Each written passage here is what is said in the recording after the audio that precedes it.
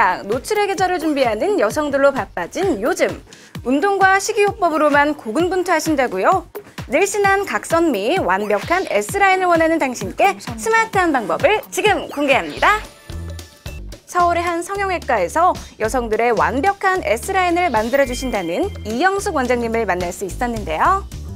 사실 겨울에는 옷이 두껍다 보니까 조금 찌고 그래도 이따가 이제 따뜻한 봄이 오면서 옷이 얇아지면 걱정을 하게 되는 거죠. 그래서 겨울 동안 쪘던 살들을 좀 빼야 되겠다. 그리고 작년에 실패했던 다이어트를 올해는 꼭 성공해 보리라, 이런 분들이 많이 찾아오고 계세요. 모든 여성들의 적은 정해져 있죠? 오늘 병원을 찾은 환자분의 고민도 바로 복부와 다리라고 하는데요. 요즘 스키니 다리라고 해갖고 보통 다리로는 다닐 수가 없는 사회적 풍조 때문에 전 보통 다리라고 생각하지만 이 다리도 곧 못 다니겠더라고요, 분위기상. 네.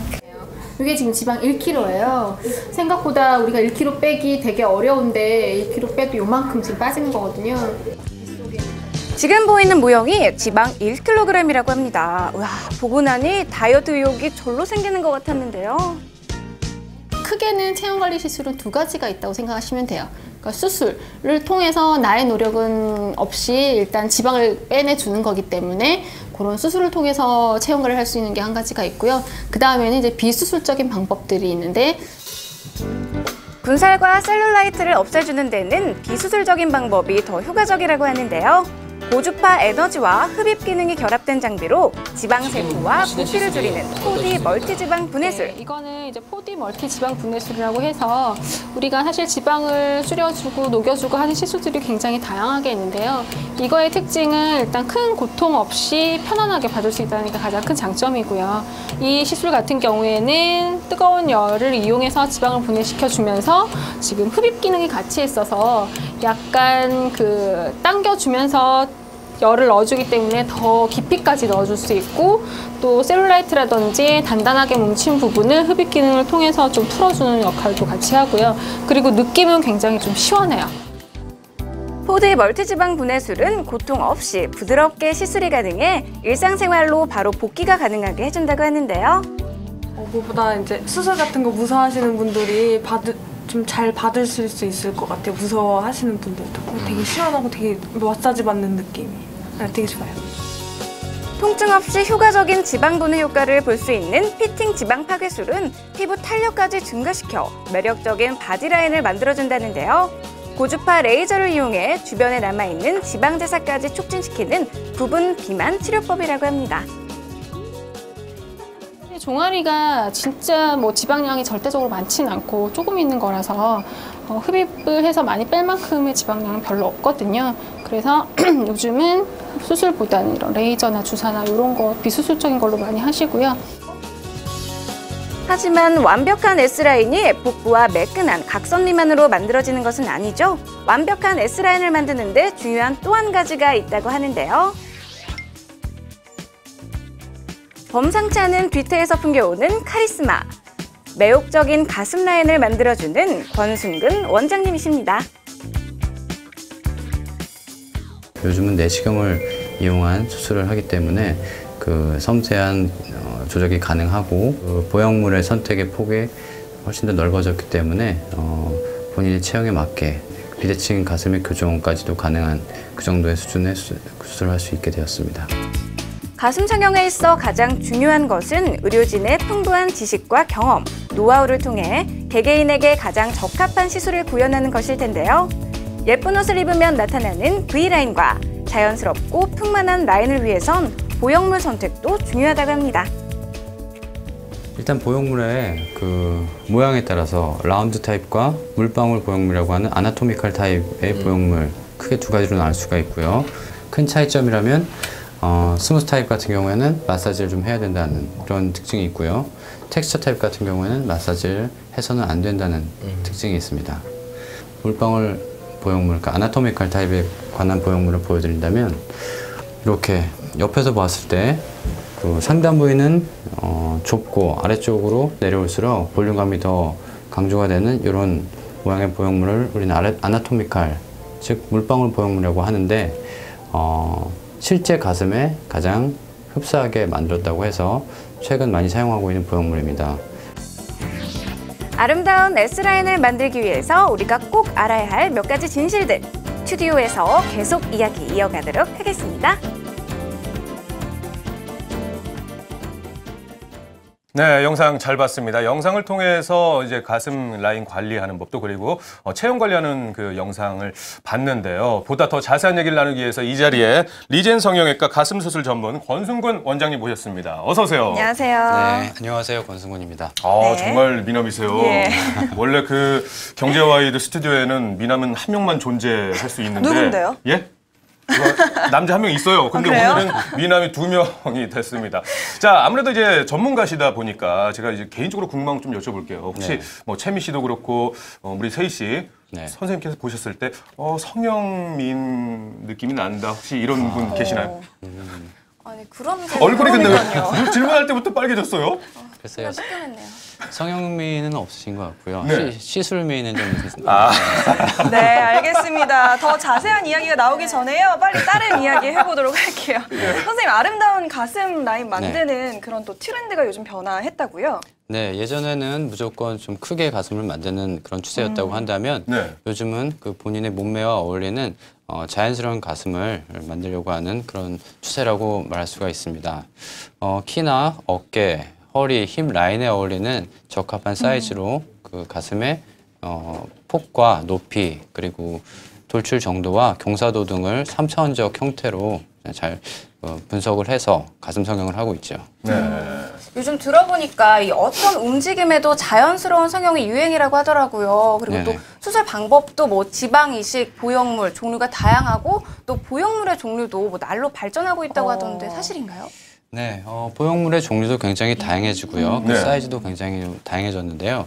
지금 보시는 이런 보형물들이 그 다양한 보형물들의 일부입니다. 예, 저는 네. 사실 네. 바라보기만 해도 부끄러운데 선생님은 이제 전문가시니까 그렇죠. 조심조심 앉으시네요. 예. 이렇게 표면이 매끈매끈한 스무스 타입의 보형물도 있고요. 네. 표면이 거친 텍스처 타입의 보형물도 있는데 이런 보형물은 그 물방울 보형물이라고 해서 그 인체의 가슴 모양이 가장 흡사하게 만들어진 보형물도 요즘은 새롭게 사용을 하고 있습니다. 네. 저는 궁금한 게 이 안에 있는 실리콘이 들어가는 건지 아니면 이 보형물 자체가 들어가는 건지 궁금하거든요. 이 보형물은 코에시브 겔이라고 하는 물질을 그 쉘이라는 구조물이 싸고 있는 형태로 되어 있는데 실제로 들어갈 때는 그 쉘의 덮이채로 인체로 들어가게 되어 있습니다. 네. 실제로 뭐 매스컴을 통해서 무슨 뭐 F컵 여성이다, G컵 여성이다 뭐 이렇게 등장을 하면서 좀 가슴 성형에 대한 그 관심들이 더 높아진 것 같은데 사실 뭐 그거에 관한 정말 많은 얘기들이 있잖아요. 맞습니다. 그래서 준비했습니다. 네. 여러분께 정확한 정보를 드리기 위해 가슴 성형 진실 혹은 거짓을 준비했는데요. 원장님 준비되셨나요? 네, 준비되었습니다. 자, 그러면요. 준비되셨다고 하니까 네. 제가 첫 번째 질문 바로 드리도록 할게요. 가슴 성형이 육안으로 확인 가능하다? 어떨까요? 셀 씨는 어떠세요, 우선? 저는 가능할 것 같아요. 왜 이렇게 누웠을 때 네. 옆으로 자연스럽게 퍼지면 수술을 하지 않은 것이고 이렇게 예. 누웠을 때 모양이 부자연스러우면 뭐 수술을 했다 이런 말이 있잖아요. 예. 근데 그건 저는 어쩔 수 없는 것 같아요. 선생님, 그런가요? 정답은요? 정답은 X로 하겠습니다. 오.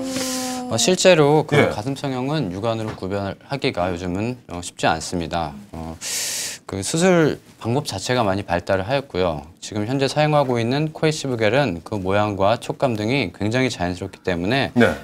추측은 가능하지만 실제로 수술 여부를 정확하게 판단하기는 어렵습니다. 저는 이 말이 인상이 남네요. 추측은 가능하지만 여부를 확인할 수는 없다. 네. 그래요. 아무튼 요즘 이제 그 가슴 확대 수술을 이제 보형물을 통해서 이제 많이 하잖아요. 그러다 보니까 이런 얘기가 나오는 것 같습니다. 두 번째 질문 드려볼게요. 보형물의 유효 기간은 10년이다. 어떤가요, 선생님? X를 드리겠습니다. 10년이 아닙니까? 네, 과거에는 그 보형물로 생리식염수 보형물을 많이 사용을 하였었는데요. 네. 현재 사용되고 있는 보형물의 대부분은 코에시브 겔 보형물이고요. 이 코에시브 겔은 반고체 상태로 그 생리식염수 보형물보다 그 파손 가능성이 훨씬 적습니다. 네. 따라서 10년 이상 그 수명이 된다고 볼 수가 있고요. 네. 하지만 이런 그 보형물을 넣는다 하더라도 만약의 사태에 대비해서 그 정기적인 검사를 통해서 그 보형물의 파손 여부를 확인을 하는 것이 좋습니다. 네, 다음은 세 번째 질문인데요. 네. 많은 분들이 좀 걱정하는 요소 중에 하나일 것 같아요. 가슴 수술을 하면 큰 흉터가 남는다. O일까요? X일까요? 저는 X라고 얘기를 하고 싶네요. 네. 예. X라고 얘기를 하고 싶다. 이거는 이제 어떤 말씀인지 좀 이렇게 설명을 들어봐야 할 것 같아요. 네, 실제로 가슴 보형물을 넣기 위해서는 절개가 이루어지는데요. 네. 그 절개의 흉터를 최소한으로 하기 위해서 저희는 절개 부위를 겨드랑이나 가슴 밑선 그리고 유륜 주변에 그 절개를 통해서 수술을 하고 있습니다. 네. 그 중에서 또 특히 겨드랑이 부분 절개는 그 흔적이 쉽게 눈에 띄지 않고 흉터나 피부 손상이 적기 때문에 시간이 많이 경과가 되면 원래 겨드랑이에 있는 주름과 구분이 힘들 정도까지 그렇게 많이 개선이 되는 편입니다. 그렇군요. 저 네 번째 질문 드리도록 하겠습니다. 가슴 성형을 하면 구형 구축이 생긴다? 그런데 사실 구형 구축이 뭔지 모르겠거든요. 먼저 좀 설명을 해주시죠. 네, 일단 구형 구축에 대해서 설명을 드리자면은 우리 인체 내에 보형물이 들어갔을 때 우리 인체는 면역 기전에 의해서 그 보형물을 둘러싸는 막을 형성하게 되는데 이 막이 지나치게 두껍게 형성이 되어서 그 수술 부위가 딱딱해지거나 그 모양이 변형되는 것을 구형 구축이라고 합니다. 그렇다면 본 질문으로 돌아가서요. 성형을 하게 되면 구형 구축이 생기나요? 선생님 지금 고민을 하세요? 답이 바로 안 나오는 겁니까? 네. 예. 구형 구축은 일단 X라고 얘기를 드리고요. X요? 예. 네. 제가 보충 설명을 좀 드리자면은 그 구형 구축을 그 상담하러 오시는 분들이 질문하시는 것 중에서 가장 많이 질문하시는 게 그 구형 구축에 대한 건데요. 그 가슴 확대 수술 후에 그 가슴 그 보형물 주변 부위가 딱딱해진다면은 구형 구축을 의심해 볼 수가 있습니다.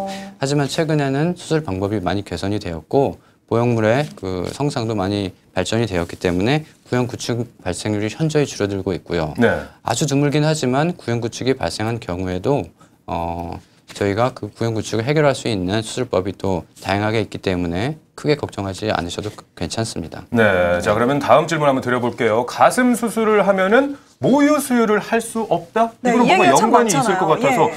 진짜 모유 수유를 할 수 없는 겁니까? 아닙니다. 모유 수유를 충분히 할 수 있습니다. 실제로 우리 보형물이 들어가는 공간은 그 대흉근이라고 하는 큰 가슴 근육 아래쪽에 존재를 하고 있고요. 예. 그 모유 수유와 관계가 되는 유선 조직은 그 대흉근 위쪽에 존재하고 있습니다. 그 따라서 그 근육의 큰 근육에 의해서 두 공간이 분리가 되어 있고요.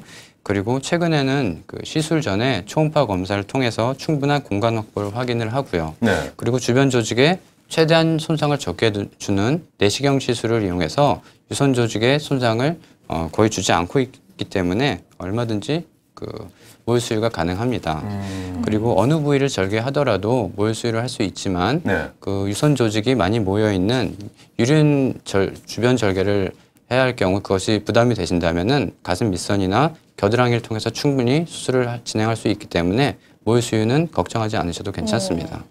네. 많은 여성분들이 가슴 수술 고려하실 때 좀 고민하는 부분일 것 같은데 모유 수유가 가능하다니 좀 다행인 것 같네요.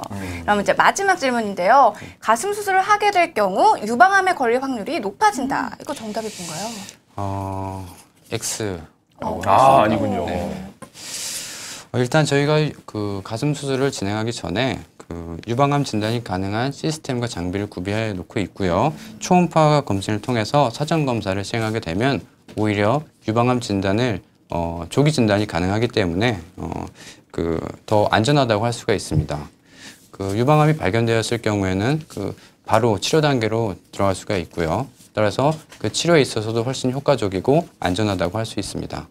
네, 우리가 가슴 성형에 대해서 많은 부분을 오해하고 있지 않았나라는 생각이 드네요. 네. 오늘 원장님 말씀 덕분에 가슴 성형에 대해서 많은 것을 알게 된 것 같습니다. 네, 원장님도 감사하고요. 우리 세희 씨도 고생 많으셨습니다. 네. 지금까지 함께해 주신 리젠 성형외과 권승훈 선생님 그리고 박세희 씨 고맙습니다. 네, 감사합니다.